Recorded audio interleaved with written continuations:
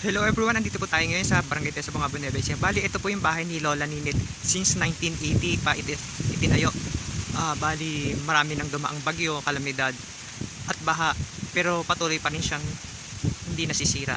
Hindi man po siya na-develop, pero ito po yung tahanan ng isang huwarang ina na hanggang ngayon patuloy na nagmamahal sa kanyang pamilya at sa kanyang buhay. Ayan po. Yan. Kad Super Typhoon CC U1 or U1, hindi niya nasira yung tahanan ni Lola Ninit. Hindi man po siya fully renovated. Ayan.